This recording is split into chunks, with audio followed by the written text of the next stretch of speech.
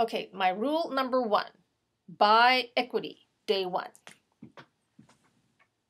Equity day 1.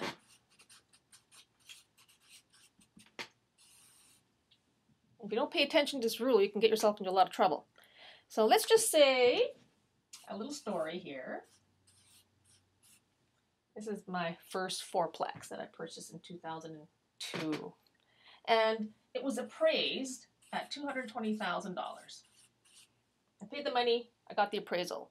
And I negotiated with an investor at the time who owned this property and purchased the property for $186,000.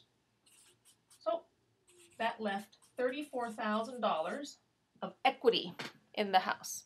So that meant my investor, who put down $48,000 down payment to purchase this property,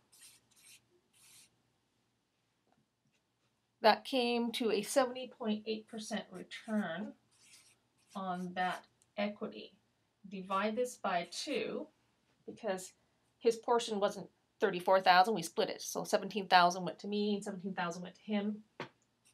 So that's still a pretty attractive 35% return on your money. And it was line of credit money doing nothing in his line of credit. So you can see why people want to leverage their money so you can make money with the bank's money. Now let me show you what happens if you pay too much. This is all business owners fall into this trap. So let's just say, for example, that I paid $5,000 more for this property. Okay, here it is, $5,000. Whenever you're going to spend money, think of the 10% rule. 10% rule.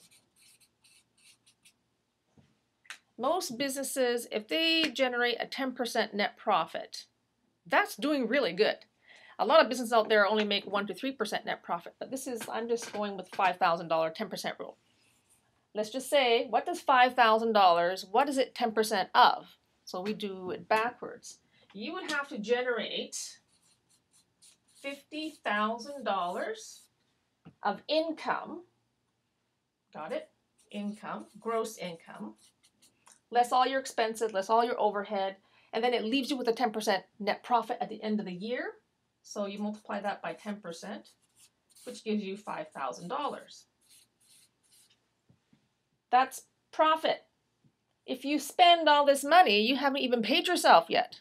So this $50,000, I would have to create additional income in this property just to cover this initial cost.